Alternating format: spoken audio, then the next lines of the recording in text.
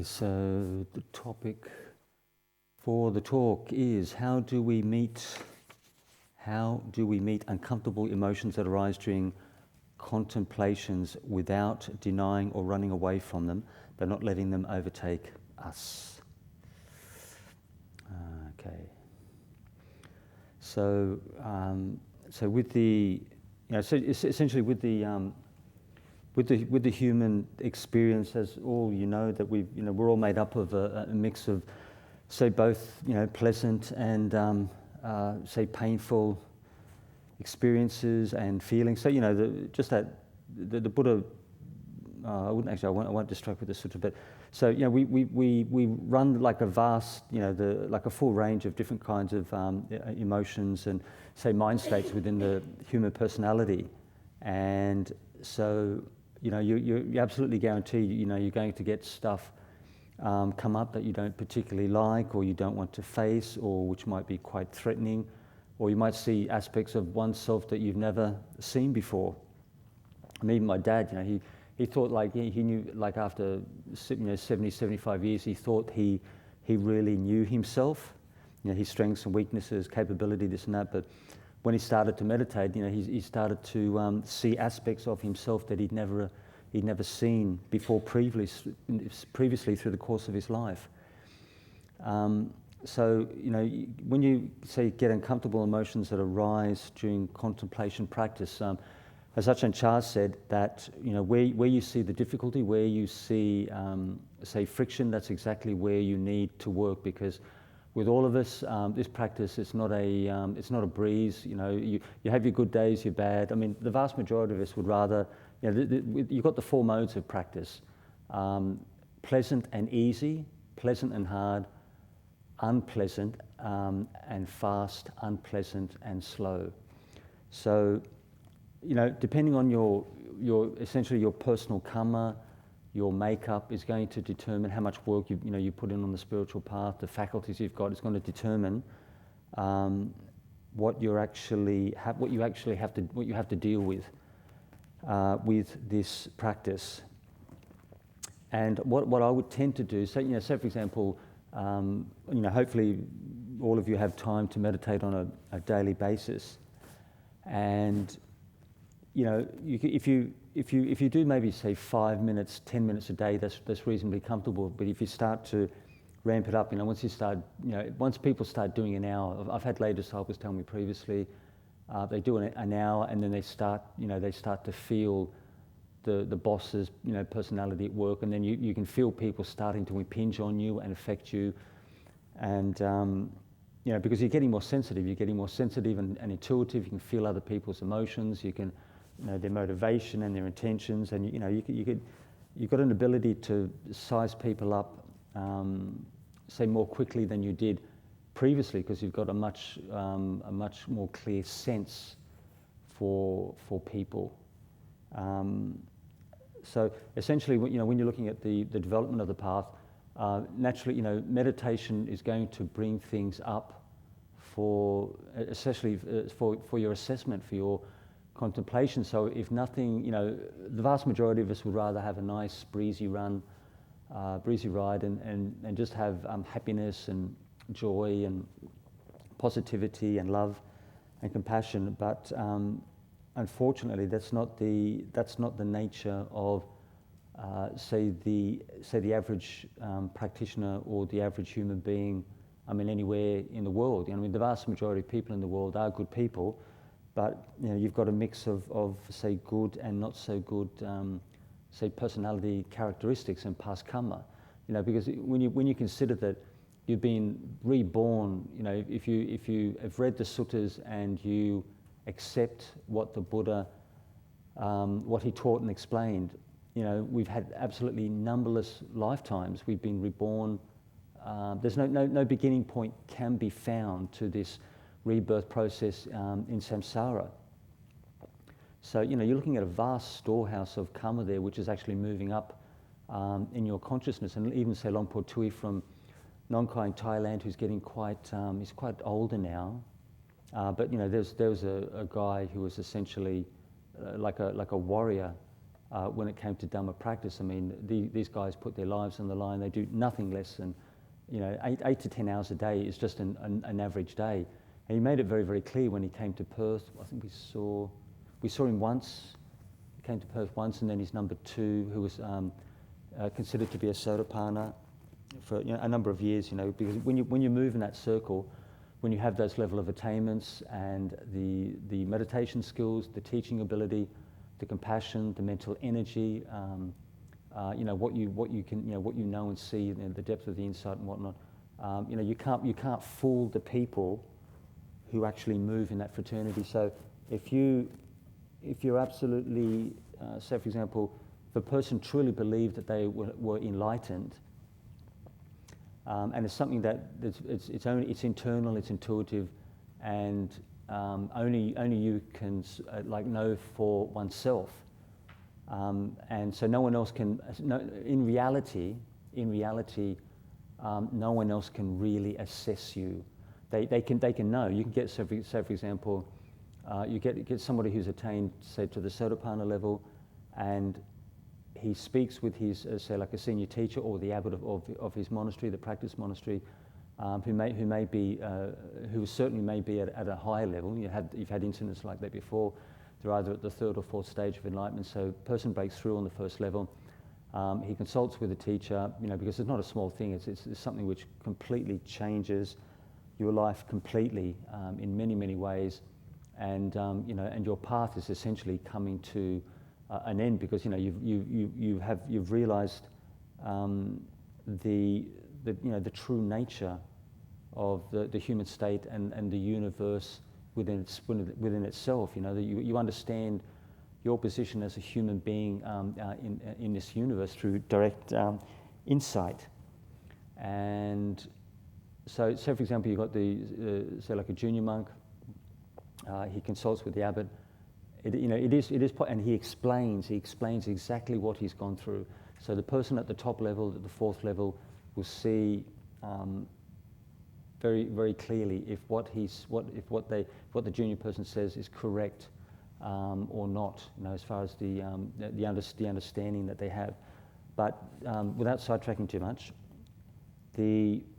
this business with, say, the uncomfortable emotions that you have during contemplation, you really don't have. There's no way around this kind of experience. The difficult feelings, mind states.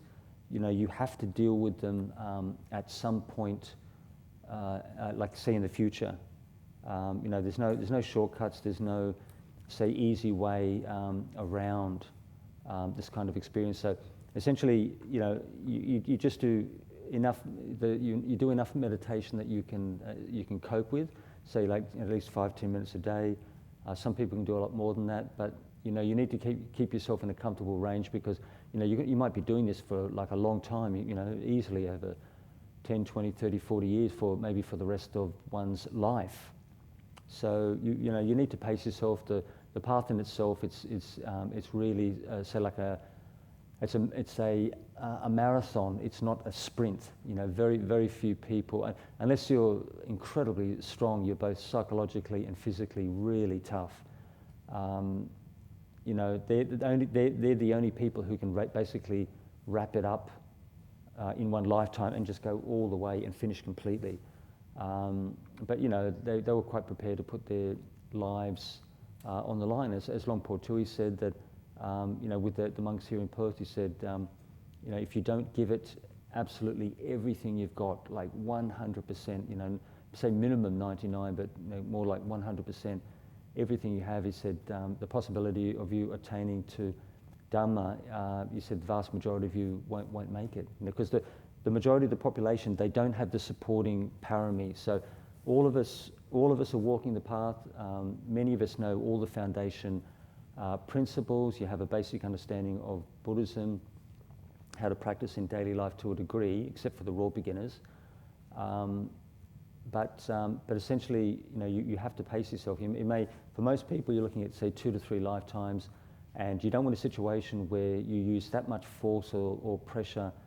It makes life quite difficult for you, because with your karma, you can only process you can only process as much as you can handle. So even though the early days I was really very inspired, and I was quite really focused and very energetic. I mean, what I wouldn't do, I mean, probably about 5-6 hours a day was as much as I could handle comfortably, but I mean, I kept that up for quite a number of years, at least say 10 years, and then from 10 to 15, I started to ease off, and then from 15 to 20, you know, I eased off again. So, because my attitude is, you know, I'm going to be doing this a long time. So, you don't want a situation where you make your life experience like very painful, very difficult. Life's difficult enough as it is. So you don't want to have like an excessive amount of karma, an excessive amount of say like underlying energies coming up and essentially disturbing your day-to-day experience. You know, life is busy enough, life is stressful enough. The amount of pressure which is on people in different, you know, from different quarters. So, you know, but some of you are very interested in meditation practice and whatnot. So there are ways of working, you know, with it. You know, small meditations during the day, 1 minute mantra, 1 mantra per minute. You know, you just pace yourself. You practice in a way which is comfortable for you. That if you look within yourself, can I sustain this level of practice for the next 12 months without difficulty? And that will give you a very clear indication that you are in a comfortable parameter, because we've had monks previously who had a lot of willpower, and they would do like 10 hours a day. We had one monk in Sri Lanka. He was doing 10 hours a day, and after 6 months, the amount of say emotional pain, the amount of suffering was so excessive, he basically couldn't take it, and he had to go back. And then he went, I think he reordained back in, he was Sri Lanka and then Thailand, same thing happened again, 6 months. He couldn't take it, and he had to go back. So essentially, you know, you're looking at like a lifetime's work. And so each person, you know, you just move one step at a time.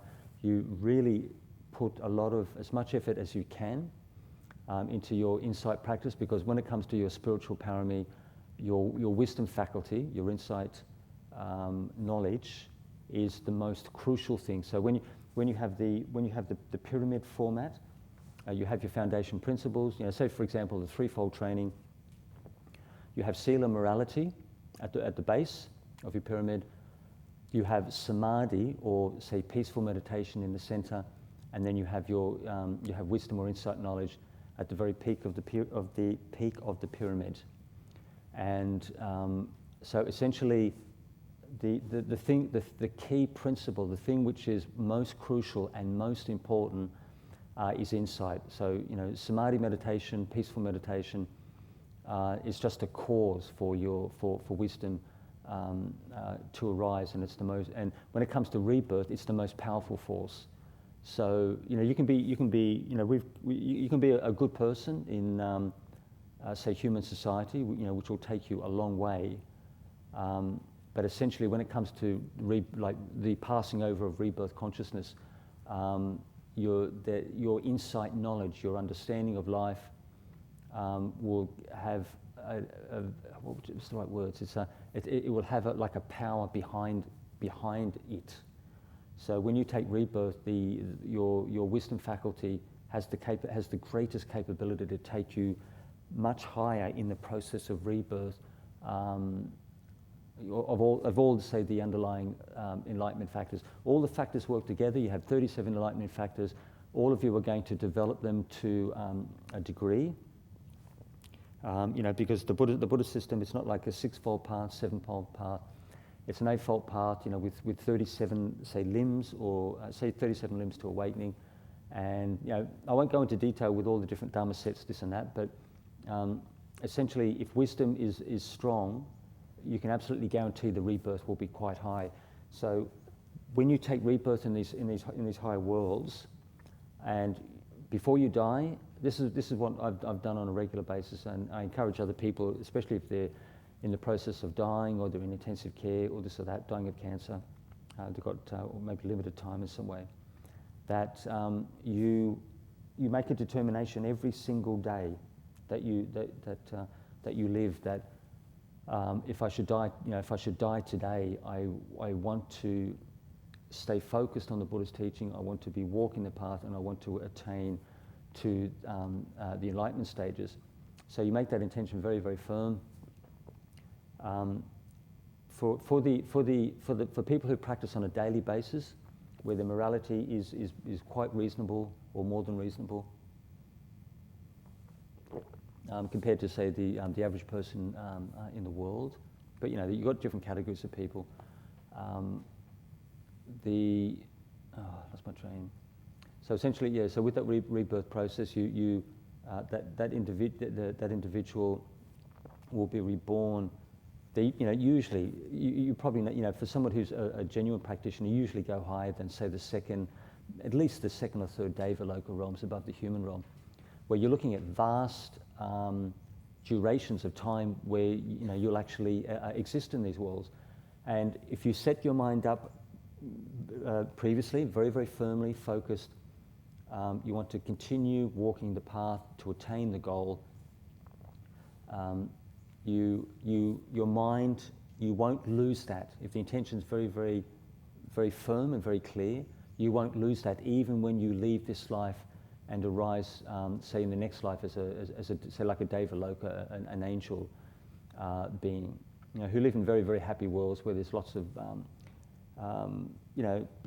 say like happiness, states of happiness, bliss, with beautiful sights, sounds, tastes, touch, smells. Essentially they're levels of heaven worlds that you can say that correspond. You can relate it with the Christian fraternity, but the Buddhist teaching is far more comprehensive. The Buddhist teaching knows and understands the full extent of the cosmos, not just one heaven, one hell, and a couple of characters who existed at the time of Jesus Christ and then down throughout history. So when you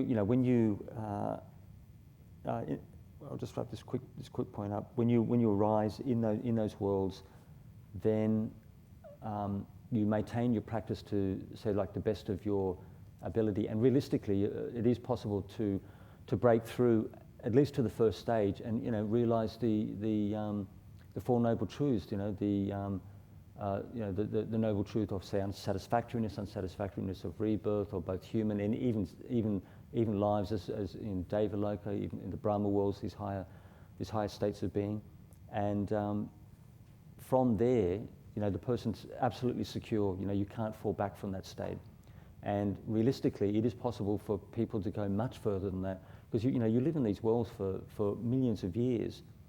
And you maintain your meditation practice, the contemplation, the meditation, and the supporting factors. So that second principle. So when I diverted a little bit, but so with those uncomfortable feelings arising, say, in the course of contemplation, without denying or running away from them, but not letting them overtake us. So essentially, if you get, say, like a difficult feeling, say, coming up in the mind, your responsibility is, as soon as you see it arise, try to come to, as I mentioned, like a full understanding. As soon as you see it, place your attention right there, and watch the way it develops, watch the way it affects you and the way it builds, creates a story. Because people's emotions do get quite complicated, and so the key aspect is you don't have to deny anything. You can bring things into full consciousness, full awareness, but you use that experience, so like as a learning experience, and because essentially you don't want to let time pass you by. If a painful emotion comes up, or even an emotion of incredible bliss or happiness, just don't let these states pass you by. They're like your teachers, and they have something to, something to offer you, something for you to learn and understand. That's the whole process of Dhamma. The whole purpose of Dhamma is it's like self-realization until you break through to the ultimate state of reality. So so you don't deny the state. You don't push it away. And running away, essentially, you can't run away from oneself. So every single one of us, we have our personal karma. It doesn't make any difference where you go in the world. You can go to the most. So for example, like some of us may like to live in a very nice, maybe forested location in a cabin. We just possibly live very simply. It would be lovely if you had solar panels or maybe power or whatnot. But to live just a reasonably uncomplicated, natural-based lifestyle. Many people that appeals to many people. But no matter how perfect the conditions are, you're going to have to face yourself whatsoever. So even if you choose only to associate with the nicest of people, or you got the resources to get yourself a nice cottage or cabin in an absolutely charming location, maybe bordering on one of the national park areas or out the back of some state forest or whatnot, which is probably a fantastic way to live. But you're within yourself. You take your personality, your karma with you. Everywhere you go, and so there's no escape. So essentially, just with that same principle, you pace yourself as much as you feel comfortable with the meditation, contemplation on a daily basis, and it is possible to contemplate experiences in a way which are not so threatening. Say for example, it could be. Let me think of something really heavy. Say for example, like a child was abandoned. Mum and dad might have been. They could, just for an extreme example, could have been drug users. They abandoned a child at the local orphanage or maybe the local hospital, put him on somebody's doorstep and walked away. And then the child comes to know later that their parents gave them up. So that kind of experience, those kind of emotions, like feelings of abandonment, being betrayed and neglected and given up by one's own mum and dad. How will you work with something like that? So what I would my own tendency would to be just to go very, very shallow with the contemplation, and because all of you, you know exactly, I wouldn't say exactly how you feel, but you know how you feel in a general sense. But according to what's happening, the people you contact, the location, all this kind of stuff, your feelings can constantly change according to circumstances. So you explore this particular experience in a way which is not directly threatening. It could be something like, how do I feel, say, being apart from my biological mother and father, and you just explore, say, those surface feelings, those feelings which are much easier to deal with. We had one of our monks years ago. He was quite fortunate. Just in very brief detail, he found out later.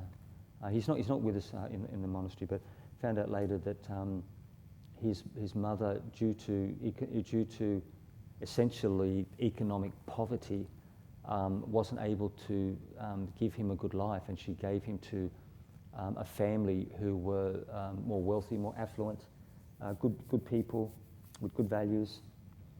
And then I think he found out when he was a monk. He found out at that time. His mother went to seek him out, and he was able to recontact her through the adoption agency.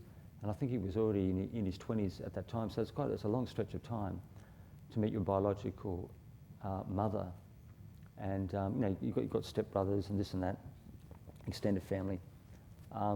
So you explore things just in a very, very shallow, say, like a shallow manner, just like surface emotions, and And because you can sense when if say the skeleton's in the closet or there's some heavy issue, if it's really too much for you to take. You can all sense when there's you've got something heavy coming up, and you're trying to work with it. It's so painful. You may just have to ease off. So I had one psychologist mentioned to me that with her own clients, she deliberately doesn't confront the clients with their, even if she can see what's happening, she doesn't force them into an area that they basically feel uncomfortable or they can't handle. So what she does is she just goes very, very gently, and for choice of better words, she'll hold the person's hand, she'll support them, and they'll explore the experience, but she won't tell them what she really thinks is happening. Something came up with. I had to check in with her about something. A younger couple. There was a change in the relationship after about 5 years, and without known causes, there were no circumstances behind it with the change in behaviour. I mentioned it to her, and I didn't actually think it. I didn't think about it in great detail. I don't put my nose in other people's business unless they need to talk things over. But the thing, because she's very, very experienced, and she's spent time with multiple clients. First thing she said, with that 5-year duration, it must have been possibly something happened when she was 5 years of age, and because you can get a connection with the time span, which I thought was a fairly good, understanding. Because there were no reasons behind the change in one of the partners' behaviour. So she would just take people very, very gently into their experience, no more than they could handle. So if you have a situation where people may say, like, not letting strong emotions overtake or overwhelm us. So how do you avoid something like that? Well, as you know, you pace yourself with the practice. You only take on as much as you can deal with. It's probably a good idea. If it's quite serious, I'd get some community support, some professional support with a person who's very skilled in that area. But even if you get overwhelming feeling, there are. See, what could you do there? What I would tend to do. People can be overwhelmed, and I'm not trying to come from any kind of professional perspective. But if a person gets affected, they can certainly if they get overwhelmed by strong feelings, that if there's absolutely nothing you can do at that point in time, don't fight, don't push it away, or maybe tighten up and react. So even if it's very easy to say these kinds of things, but if you can, even with an overwhelming feeling, one option is to try to stay physically and emotionally as relaxed as possible, because some of us, we get an incredible feeling of fear, anxiety, just go right over the top of you like a wave. I mean, how do you expect a person to deal with something like that? So if you haven't got, professional support right there, people who are in a position, they know exactly how to work with these kind of things, and the person's alone or they don't know exactly what to do. My mentality would be just completely, relax, both physically and emotionally, and just try not to react if possible, because sometimes the reaction to incredible fear or anxiety can be just as bad as the original feeling, which is making your life quite difficult.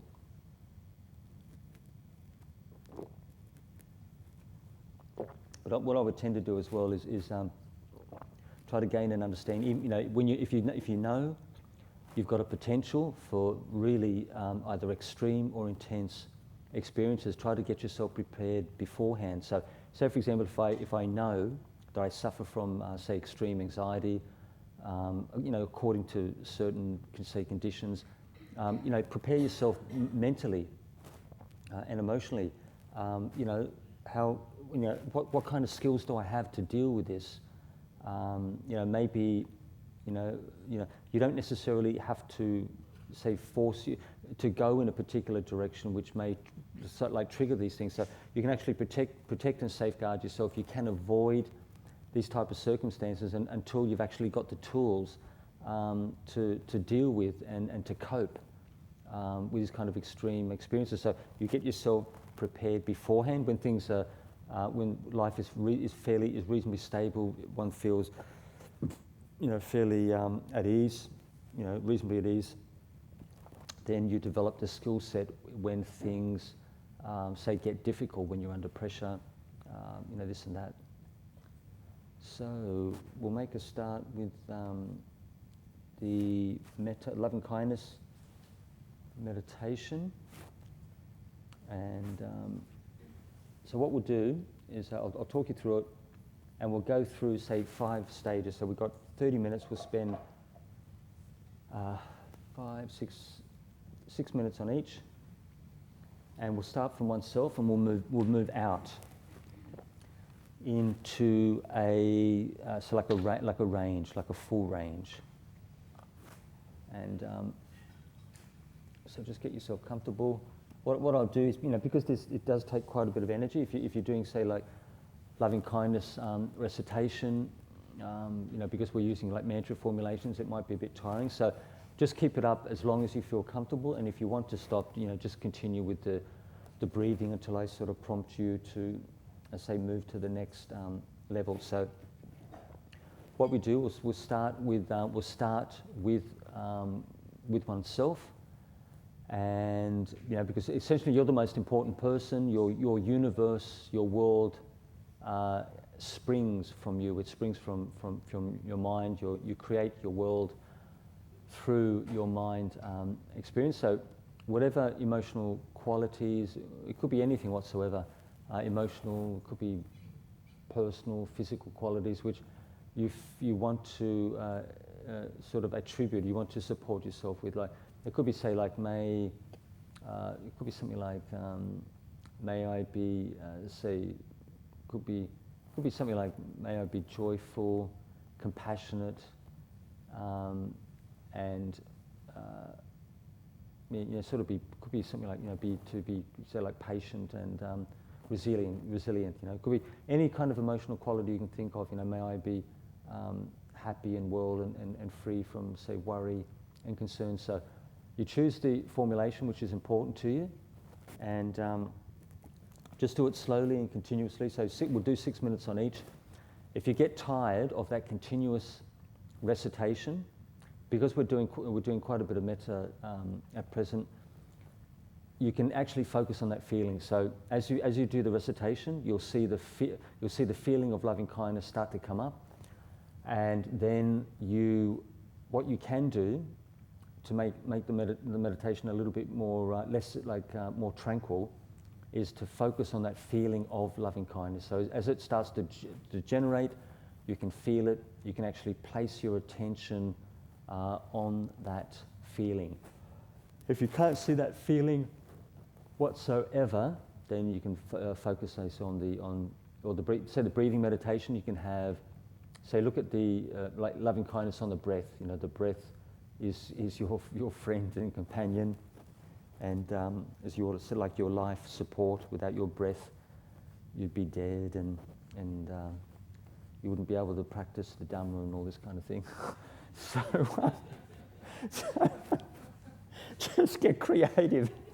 So okay, so choose the words which are important to you, and start with that. If it's too much thinking, just go to loving kindness. The breath is your friend, and you should be able to sustain that without great difficulty. And if that's too much, just watch the breathing in a manner which is comfortable for you.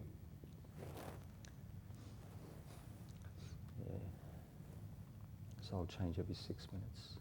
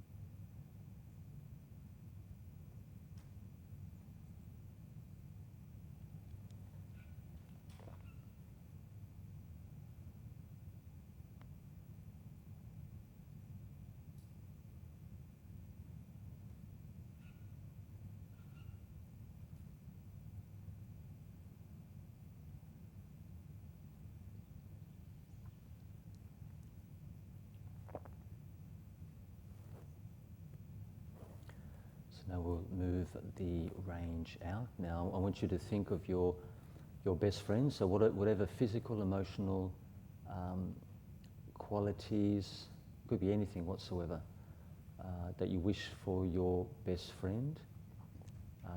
Radiate that feeling towards them.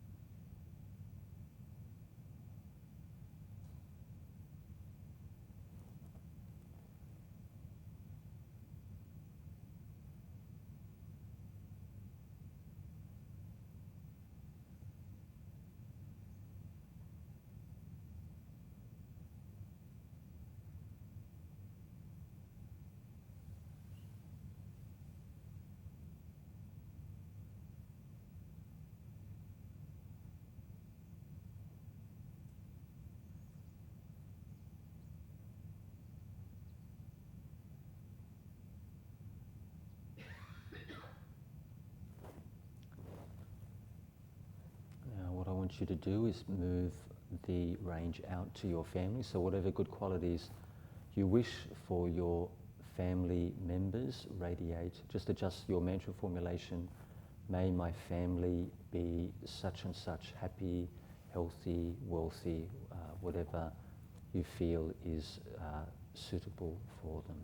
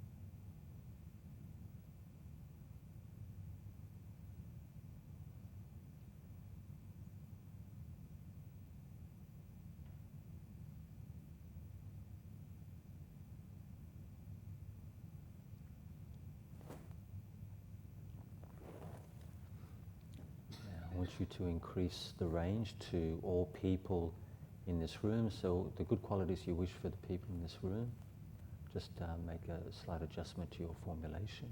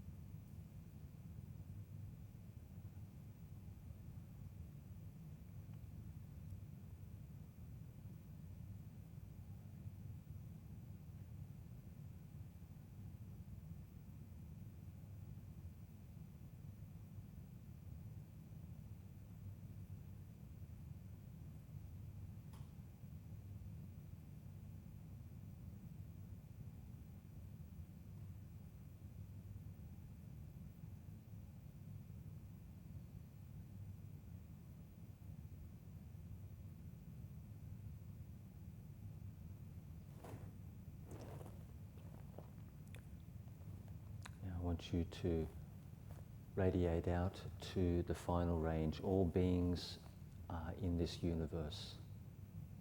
May they be happy and well and free from suffering, or any kind of, say, word sequence which is important to you for the rest of the session.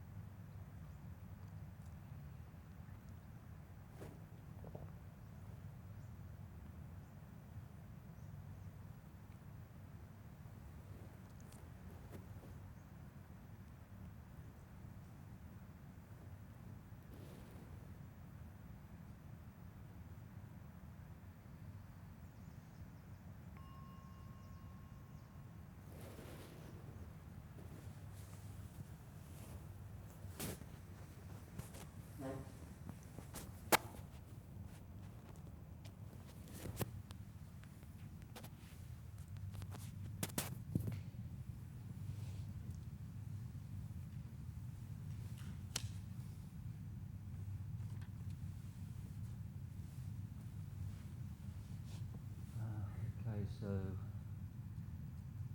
the weekend is over. I hope you guys got some benefit from it.